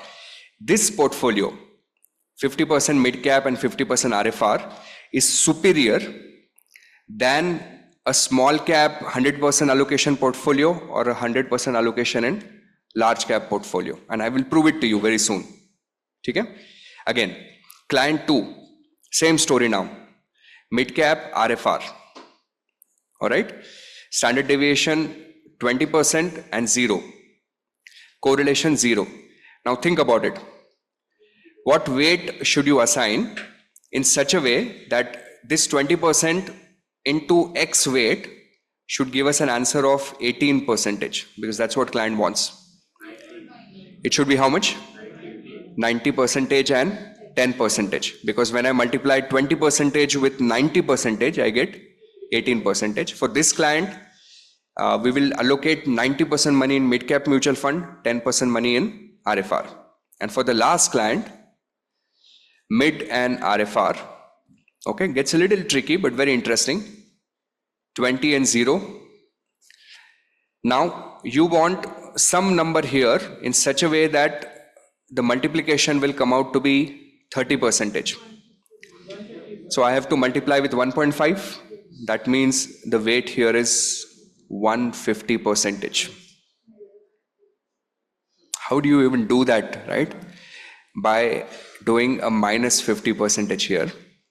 Have you heard of investors taking a bank loan and investing in the stock market? This dude is that kind of investor, right? He's borrowing, if he has 100 rupees, he's borrowing 50 rupees. Here we are assuming that he's borrowing at RFR, but of course in practice we can change it. And then he's investing 150 rupees into that mid-cap mutual fund. Is it okay? No. Now, We have designed 3 portfolios. Okay. For each of the portfolio, what is the return on the portfolio? Let's do the math. For each portfolio, what is the return on the portfolio? How do you calculate return? Weight into the return, right? So what is the weight in mid-cap? 150. And what is the return on mid-cap? Return on mid-cap is how much? 33. Okay, be with me. Keep pace. Just 5 minutes. I'm done. But I'm going to reveal the story now, so be alert. What is the weight in RFR? Minus 50. And what is the return on RFR? Return on RFR was 5. Okay. So return on RFR was 5. Just give me a minute. Okay. So 150 into 33% minus 50 into 5%. Please do the math. Tell me how much. 47. Exact bolo. 47%. Okay, good. Then second one. How much is the weight in mid-cap? 90%. How much is the return on mid-cap? 33%. How much is the weight in RFR? 10%. Return on RFR? 5%. Come on, do the math. 90% into 33% plus 10% into 5%. ना 3.3 चले गए और 0.5 add होंगे. It would be 29.7, 30.2. 30.2%. Is everyone with me on this? Easy? Last one. What is the weight of this investor? 50% into mid-cap plus 50% into RFR. Let's do the math. 16.5 plus 19. Is this 19%? Yes. So this is 19%. Do you remember what is the standard deviation of the portfolio? For first client, standard deviation 30%. Second client, standard deviation 18%. 18%. And for the third client, standard deviation 10%.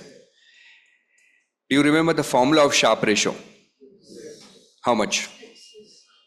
Return on the portfolio 47 minus RFR 5 divided by sigma 30. Do the math. 42 divided by 30. 1.4. Let's look at second investor. Return on the portfolio 30.2 minus RFR 5 divided by standard deviation 18. Please do the math. 1.4. Let's do the last one. Return on the portfolio 19 minus RFR 5 divided by standard deviation 1.4.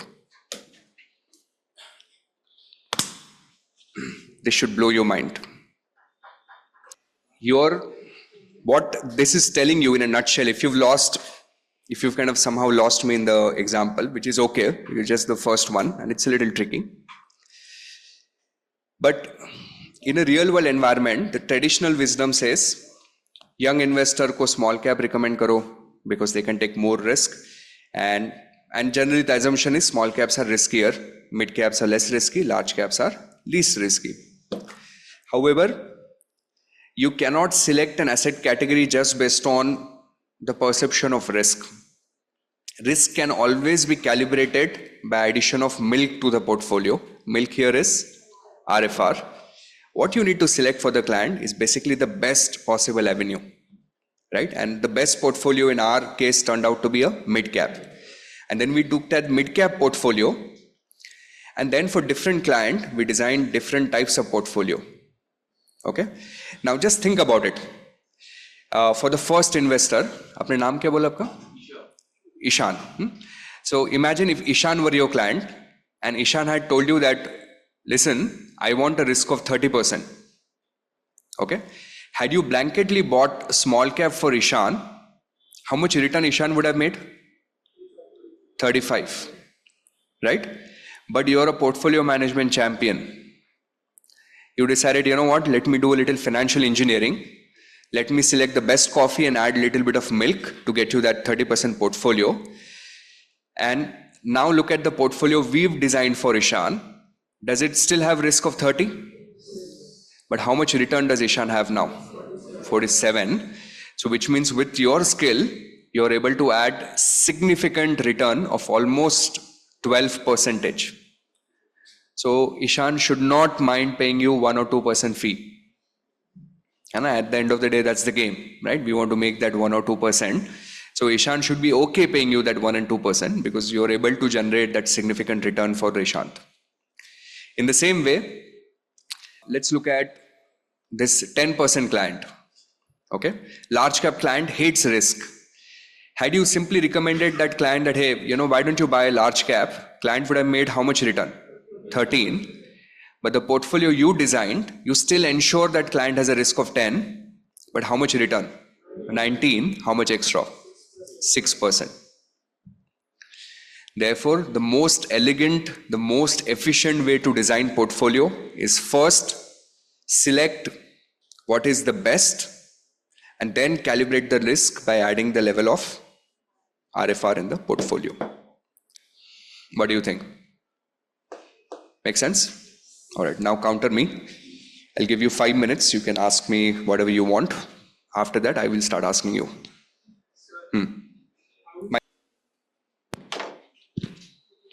Online candidates, if you wish to speak, you may raise your hand on the Zoom panel. There's a button to raise your hand, so you may raise your hand. Vedang, you can go after I'm done with this query in the classroom. Sir, so how is the correlation between a GSEC and a midcap fund? 0. So, if I buy a government bond, I buy government bond for 100 rupees. For all practical purpose, my government bond on maturity will give me 105. The rate of the government bond will not change if I'm holding it from 100 to 105. That means my returns are constant, right? So one number on the left hand side is constant. When you take correlation of any number with a constant, it has to be 0. So, and you can do that on your calculator. On X column, just insert 55555. On Y column, insert whatever you want to insert. The correlation will always be 0. Okay, if we hold till maturity. No, even otherwise, no.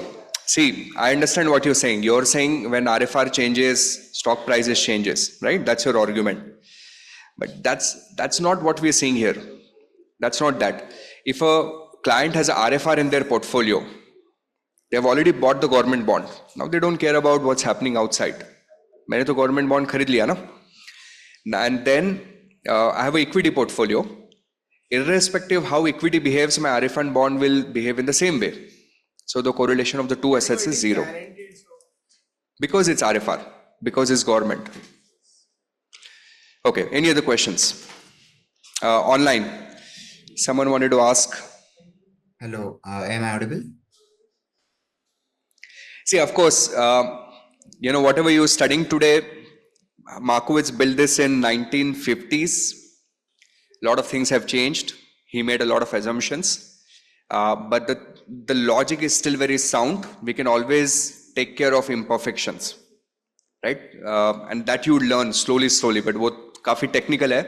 But you can always incorporate real life assumptions into it when you're doing this for clients. Hello, am I audible? Sanjit, let's not go into maturity of the bond. I think that's completely irrelevant here. High standard deviation of a portfolio on historical return, then why we consider future risk.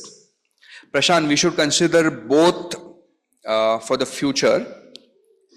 I have last 5 minutes, so that's the last doubt I'm taking today. Okay. See, whatever we're studying today, वो bag नीचे रख दो भाई, अभी बाकी है. है ना? I've been teaching for 15 years. When I just started teaching, and unfortunately, my teaching kind of started in a business school, if you've heard SIBM, right? And in my initial days, my students did take me for a ride. I was very young, and all these tricks, no? If I keep my bag on the table, it's an indication कि अभी जाओ, time to go, not happening. Look at this carefully now. how does this practice industry works in practice? Okay. So typically what we are learning right now, this is a wealth management outfit. It can be a small outfit, it can be a boutique outfit. You can cater to different segment of the clients. In India, we have variety of different segments.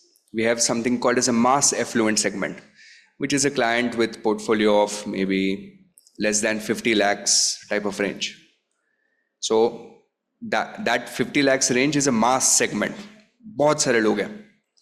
Then we have a HNI segment where we have clients of portfolio of, some people call it 1 crore, some people call it 5 crore. Then we have ultra HNI segment, portfolios of 10 crores, 20 crores each. Everyone has their specialties. Okay. Let's say we are only going to deal with the ultra HNIs. Ultra HNI means like super rich guys. Now,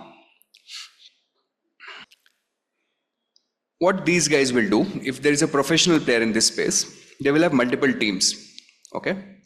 First set of team that they will have, these are called relationship managers. Okay. Now these guys are typically your sales people.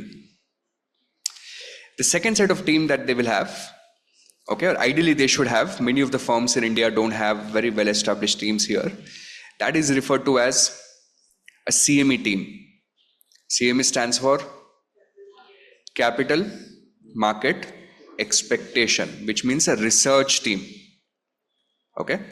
The job of these folks is actually to do research on, okay, midcap did good in the last year, but what is my expectation of midcap in the coming year? What is my expectation of small cap in the coming year? What is my expectation of large cap in the coming year? Now, when these guys will go, okay, now let's say this is a client. When you meet with the client, you do variety of in-depth analysis on the client. For example, you figure out client ability to take risk. Kitna risk le sakta hai. You also understand psychology of the client. At times you will find that clients have lot of money, very significant ability to take risk, but zero willingness to take risk. You'll always encounter people like those who unko nahi chahiye risk, right? Then you also understand what are the client's return expectations. Okay. Once you have idea of their risk return and also something called as constraints. Constraints means certain clients will come and tell you that we follow Islamic law. So we do not want tobacco companies, we do not want alcohol companies. Under Islamic investing, even banking is not okay because interest is not acceptable under that system, right? Someone follows an ESG style of investing. ESG means environment, social, governance. They will tell you don't buy chemical companies because they are environment polluting. So all those things you write down in that constraint section. What's okay for the client, what's not okay, all of that. Then these two teams have to work together after that. If this is a relationship manager, he will basically call the capital market team and tell them, hey, what do you think is the expected return on mid-cap? Not past return, because past to chala gaya. What do you think is your expectation for the next 1 year? What is your expectation of standard deviation for the next 1 year? So that you calculate an expected Sharpe ratio, not historical Sharpe ratio. Are you getting what I'm saying? In the same way, expected Sharpe ratio of all the asset classes, and then these guys will do some mathematical process. We have learned some part of it today, and then they will design the portfolio for the client. This is the practice in the industry. So someone on the chat box asked,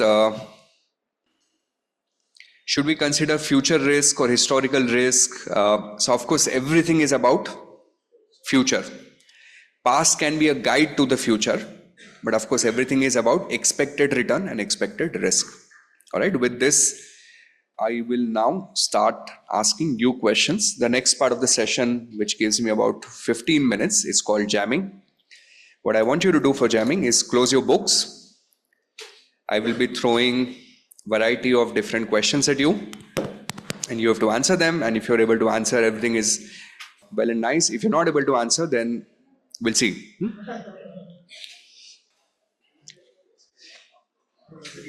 तू मागस उभा राहा. I spotted couple of yawning faces today. I'll start with them. The first one, तो एक फुलांचा shirt घातला ना हिरव्या रंगाचा त्याच्याकडेचा. हा.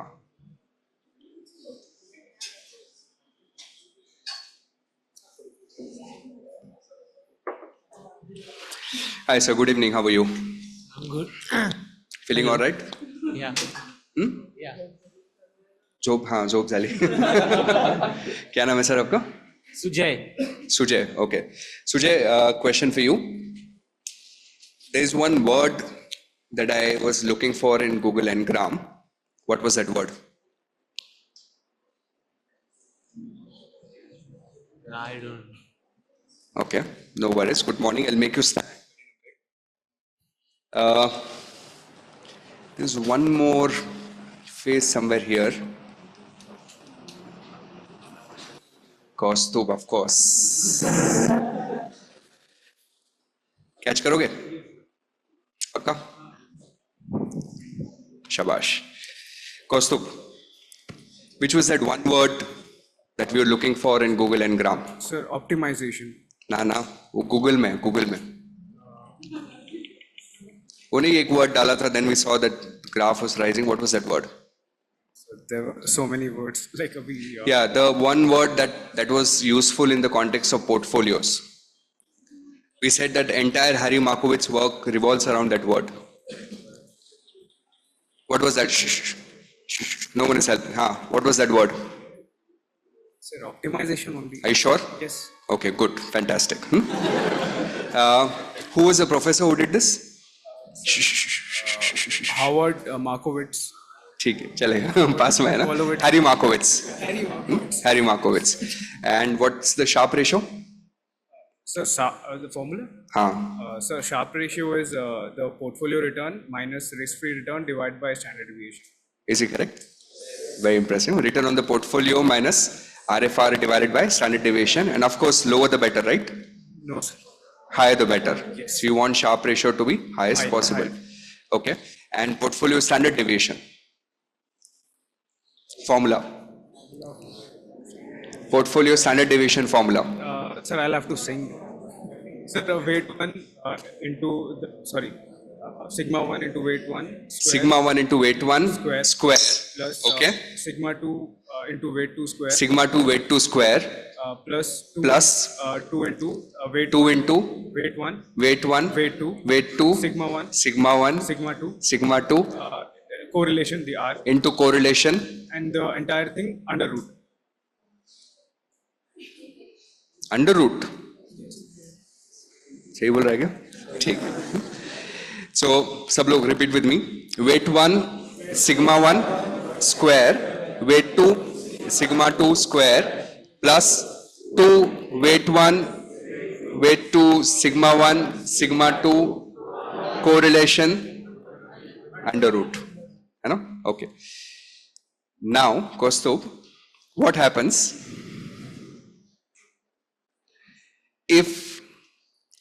is there a way, like a shortcut for me to calculate portfolio standard deviation when correlation is equal to 0?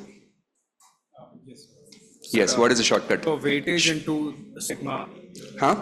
So the weightage into sigma, like sigma 1 into W1, that will directly give you the correlation नहीं बोला क्या बोल रहा हूँ मैं correlation 0 है sigma 0 नहीं है ना? If correlation is 0, so then the last part we can completely omit it, like 2 into weight 1, weight 2. so that will become 0. Yes, sir. So I will still have the first two terms. Yes. Weight 1 sigma 1 square Yes, sir. plus weight 2 sigma 2 square under root. Yes, sir. Can I simplify it further?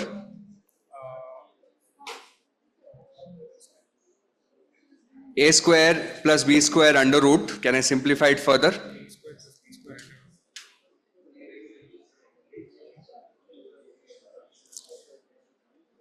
Can I simplify it further? You know, maths school question. If I have A square plus B square under root, how can I simplify it further? Yes, so A square plus B square under root is equal to? A square plus B square under root is equal to, हाँ हाँ तो चला जाएगा, so it will become A plus B. अब बोलो A square plus B square under root A plus B. भाई ये मोदी जी वाला क्वेश्चन एक भी नहीं आ रहा है आपको, आपको याद नहीं है मोदी जी का डायलॉग? हाँ वो 2AB कहाँ से आया वाला ऐसे नहीं होता. A square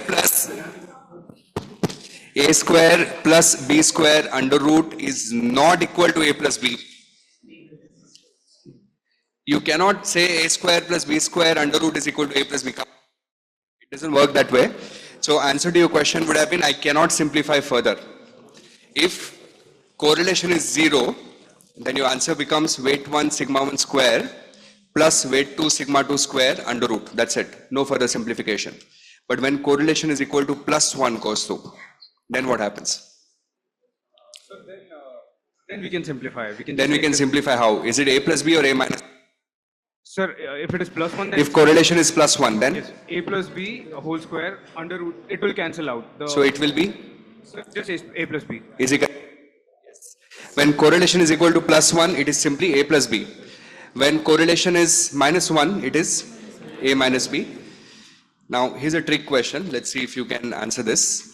Question to you, ma'am. Let's assume my job is to reduce the risk of the client as much as I can. I'm searching for different assets to add to the portfolio. What correlation profile should I look for? Should I look for correlation of plus 1, 0, something else? My job is to reduce the risk of the portfolio. So I'm searching for different assets that I would like to add to my portfolio. Should I look for a correlation of plus 1 or 0 or something else?